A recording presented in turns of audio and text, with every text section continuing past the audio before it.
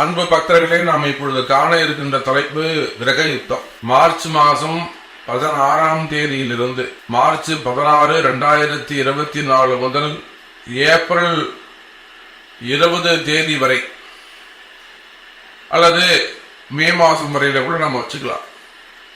அடுத்து வரக்கூடிய ஒரு 1.5 மாதம் 45 நாட்கள் ஒரு கிரக யுத்தம் நடக்க போகுது. இந்த கிரக யுத்தம் யுத்தம்னு நம்ம சொல்றோம், கிரக சேர்க்கைன்னு சொல்லல. நம்ம சொல்லும் போதே நீங்க இந்த வார்த்தைகளை கவனிக்க வேண்டும். அந்த கிரக யுத்தம் அப்படின்னு சொல்றோம், கிரக சேர்க்கைன்னு சொல்ல 6 கிரக சேர்க்கை 5 கிரக சேர்க்கை அப்படின்னு சொல்லல, கிரக யுத்தம்னு சொல்றோம். ஏன் என்ற யுத்தம்ங்கிற வார்த்தை எங்க சேர்க்கிறோம்னா, அன்பு நேயர்களே, நம்ம எல்லாருக்கும் தெரியும், சனி பகவான் கும்பத்தில் இருக்கிறார். கும்பத்தில் இருக்கக்கூடிய சனி பகவானுக்கு நேர் பகையான ஒரு கிரகம் இருக்கும்னு சொன்னா அது செவ்வாய் தான். சுக்கிரனும் பகைதான், அவர் ஒரு சாஃப்ட் கேரக்டர். ஆனா அந்த செவ்வாய் ராகு அடிதடிக்கு சம்பந்தப்பட்டவங்க, கழகங்களுக்கு சம்பந்தப்பட்டவங்க.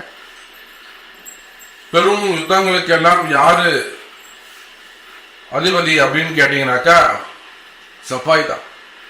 அப்ப அந்த செவ்வாய் பகவான் சனியோடு சேர்க்கிறார். பொதுவாகவே சனி செவ்வாய் சேர்ந்தா அது ஒரு தோஷமான சேர்க்கைன்னு சொல்லுவாங்க.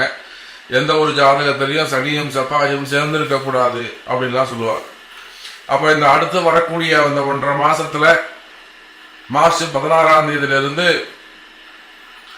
மே மாசம் 1ஆம் தேதி வரையிலுமே கூட பிறக்கின்ற எல்லா குழந்தைகளுக்கும் என்ன ஆகுனா, இந்த சனி செவ்வாய் சேர்க்க கும்பத்துல இருக்கும். அது லக்னத்தை பொறுத்து அமையும். அப்ப அந்த சனியும் செவ்வாயும் சேர்க்கிறார்கள். அந்த இடத்துல தேவையில்லாத அரசியல் கழகங்கள் ஏற்பட போகுது. இப்ப அரசியல் சொல்லிட்டாலே 2 பேர் வரணும். ஒன்னு சனி, இன்னொன்னு சூரியன், அப்புறம் செவ்வாய். கூட ராகுவும் அங்கே இணைகிறார். அந்த சூரியன் யார் கூட இணைகிறார்னா ராகுவோடு இணைகிறார். அங்க சூரியன் ராகு நேர்பகை. அப்ப ராகு எங்க இருக்கிறாரு? மீனத்தில் இருக்கிறார். அப்போ மீனத்துக்கு 6ஆம் அதிபதி சூரியன். எதிரி ஸ்தானம், ரோகருண சத்துருன்னு சொல்லக்கூடிய எதிரிங்கிற ஸ்தானம். பொதுவாகவே 6 மாரகஸ்தானம். அப்ப என்ன ஆகும் கேட்டீங்கன்னாக்கா, 6ஆம் இடத்துடைய சூரியன் ராகுவோடு இணைக்கிறார். அதோட மட்டுமல்ல, புதனும் அவங்க சேர்ந்துக்கிறாரு, சுக்கிரனும் சேர்ந்துக்கிறார்.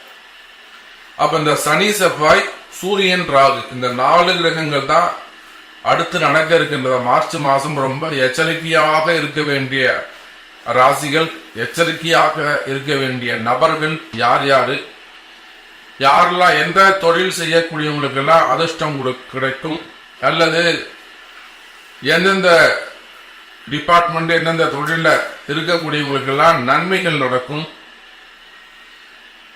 எந்த தொழில் செய்பவர்கள் எல்லாம் கவனமாக ஜாக்கிரதையாக இருக்கணும், எந்த அதிகாரிகள், காவல்துறையா, அரசு அதிகாரிகளா, போலீஸா, யார் ரொம்ப எச்சரிக்கையா இருக்கணும். நான் தான் போலீஸ், நான் போய் 2 பேரை காப்பாற்றணும் உள்ள போனவர் மாட்டிப்பார். இப்ப நம்ம நிறைய பாக்குறோம், நிறைய போலீஸ் அதிகாரிகள் நன்மை செய்யறோம்னு உள்ள புகுந்து அவங்க பேரை எடுத்துப்பாங்க, அவங்களே போய் சட்ட சிக்கல்ல போய் மாட்டிப்பாங்க. நிறைய காவல்துறை அதிகாரிகளை நம்ம பாக்குறோம்.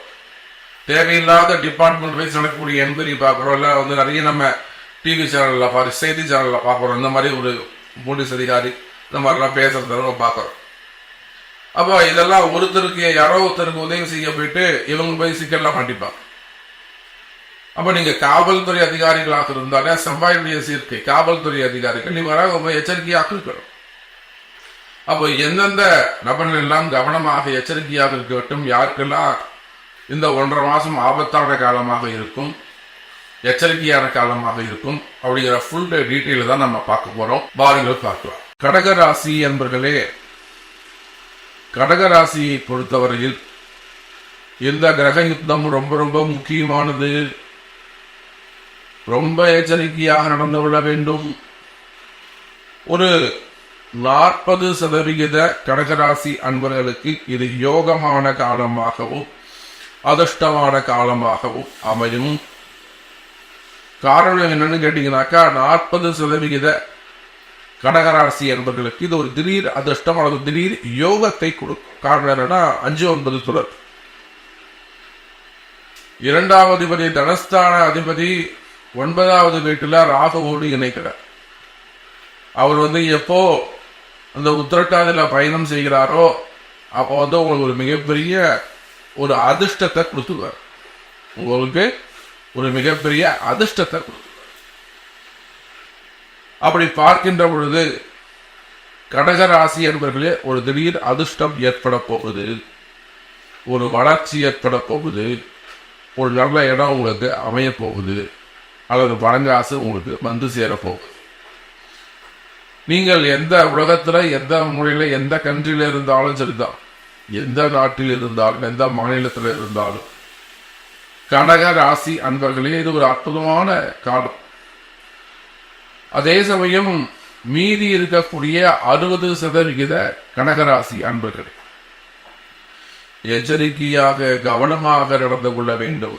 என்ன எச்சரிக்கையாக? 8லே 5ஆம் அதிபதி மற்றும் 10ஆம் அதிபதி 5, 10 உடையவர் செவ்வாய் அசுபன். 5, 10 உடையவன் அசுபர். செவ்வாய் உங்களுக்கு அசுபராக மாறிடுறார். அதுவும் கர்மாதிபதியா மாறிடுறார். அப்ப அந்த கர்மாதிபதி 8ஆம் இடத்தில் உட்கார்ந்து 7, 8க்கு உடையவனோடு இணைகிறார். 100% கடகராசி என்பவர்கள் மிகுந்த எச்சரிக்கையோடு கவனமாக நடந்து கொள்ள வேண்டும். எனக்கு தெரிஞ்சு எத்தனையோ கடகராசி என்பவர்கள் ஏற்கனவே அந்த சட்ட சிக்கல்கள்ல நிறைய வம்பு வழக்குல போய் பெரிய பெரிய ஆளுங்கள்லாம் போய் மாடிக்கிட்டு பெரிய பெரிய ஆளுங்கள்லாம் கூட பெரிய பிரச்சனைகளை போய் மாட்டிக்கிட்டு இருப்பாங்க. பணம் கொடுத்து வராம இருக்கலாம், பணம் கொடுத்து ஏமாந்து இருக்கலாம், வர வேண்டிய பணங்காசலாக இருக்கலாம், அல்லது ஏதாவது லோன் ஏதாவது வாங்கி கொடுத்து இல்லை பணம் ஏதாவது வாங்கி கொடுத்து இவங்க போய் சிக்கல்ல மாட்டிருக்கலாம். அதே போல நிலம் சம்பந்தப்பட்ட பிரச்சனை, டாக்குமெண்ட் சம்பந்தப்பட்ட ப்ராப்ளம், விற்காத வீடுகள் அல்லது சொத்து சம்பந்தப்பட்ட வில்லங்கம் சம்பந்தப்பட்ட பிரச்சனைகள்ல இந்த கடகராசி என்பவர்கள் இருப்பார்கள். அதே போல தொழில் பிரச்சனை, தொழில போட்டி, தொழில் எதிரிகள், அரசியல் தலையீடுகள், சொத்தை யாராவது அபகரிக்கணும்னு நினைக்கலாம், ஏமாற்றணும்னு நினைக்கலாம். அப்ப இந்த மாதிரியான சட்ட சிக்கல்களில் இருக்கக்கூடிய அல்லது ஒரு மின்பெரிய அவமானங்கள், ஒரு மிகப்பெரிய தாக்குதல், வம்பு வழக்கு, அடிதடி, அப்ப இந்த மாதிரியான பிரச்சனையில் இருக்கக்கூடிய கடகராசி அன்பர்களே நிச்சயமாக இந்த 45 நாள் அல்லது இந்த மார்ச் மாசத்து 16ஆம் தேதியிலிருந்து ஏப்ரல் 14ஆம் தேதி வரை சூரியனாவது அட்லீஸ்ட் சித்திரைக்கு வரணும், மேஷத்துக்கு வரணும். அந்த சமயம் வரையாவது மிகுந்த எச்சரிக்கையோடு கவனத்தோடு நடந்து கொள்ள வேண்டும். உங்களுக்கு என்ன மாதிரியான சட்ட சிக்கல்கள் இருக்கு, என்ன மாதிரியான வம்பு வழக்குகள் இருக்கு, என்ன மாதிரியான போலீஸ் கேஸ் இருக்கு, அல்லது என்ன மாதிரியான என்கொயரிகள் இருக்கு அப்படிங்கிறது ஓரளவுக்கு என்னால் கணிக்க முடியுது. ஏன்னா கடகராசி என்பவர்களை பொறுத்தவரை 8ல சேரக்கூடிய சனி செவ்வாய் சாமானியமானவர் அல்ல. அதே போல 9வது வீட்டுல சேரக்கூடிய சூரியன் ராகு. அப்போ அரசியல் முக்கியமா சொல்லணும்னா, குறிப்பா சொல்லணும்னா அரசியல் தலைவர்கள், அது எந்த நாடாக இருந்தாலும் சரிதான், எந்த மாநிலமா இருந்தாலும் சரிதான், குறிப்பாக அரசியல் தலைவர்கள் நாம போய் இப்போ சீட்டு வாங்கலாமா, இப்ப நம்ம போய் எலெக்ஷனுக்கு செலவு பண்ணலாமா, அல்லது எனக்கு நீங்க சொல்றது கரெக்டு தான் சாமி, நான் இந்த கண்ட்ரியில இந்த இதில் இந்த மாநிலத்தில் நான் அரசியலில் இருக்கேன், நான் அரசியல் இருக்கிற சமயம் இத்தனை வருஷமா இருக்கு, 30 வருஷமா இருக்கேன், 40 வருஷமா இருக்கேன், 12 வருஷமா இருக்கேன். அப்ப அரசியல் இருக்கிற சபையாகி இந்த மாதிரி ஒரு சட்ட சிக்கலை போய் மாட்டி விட்டுட்டேன். இவ எனக்கு எதிராக ஒரு கேஸ் நடக்குது சாமி, நான் அதை ஜட்ஜ்மெண்ட் எனக்கு ஃபேவரபிளா வருமா? ஏன்னா எத்தனையோ அரசியல் தலைவர்கள், இன்னும் சொல்ல போனால் எத்தனையோ கலைத்துறையை சார்ந்தவர்கள் நம்மிடத்திலே அன்னை வாராகி இடத்திலே ஜெயிச்சவங்க அதிகம்.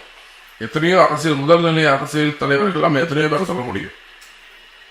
வெற்றி பெற்றவர்கள் அதிகம். கலைத்துறையை சார்ந்தவங்க, பெரிய பெரிய குடும்பத்தை சார்ந்தவங்க, நிறைய பேர் அன்னை வாராகிடத்திலே வெற்றி பெற்று இருக்கிறார்கள். அப்ப அதனுடைய வழிகாட்டுதல், அம்பாளுடைய வழிகாட்டுதல்.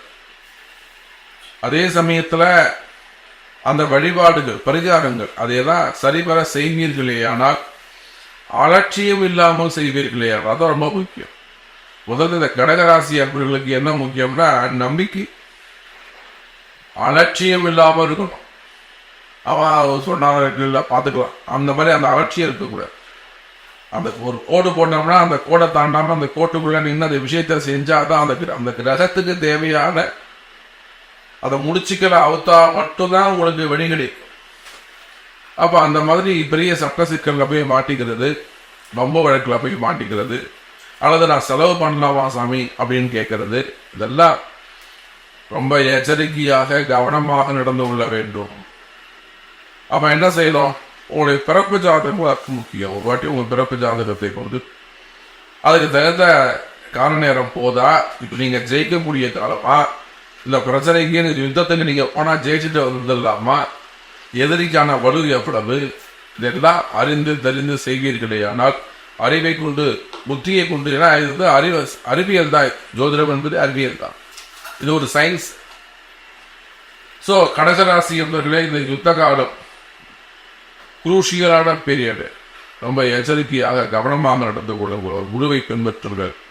இதுதான் சாமி வழிகாட்டணும் அப்படின்னு சரணாகதி அடைங்கள். நிச்சயமாக நீங்க ஜெயிப்பீங்க.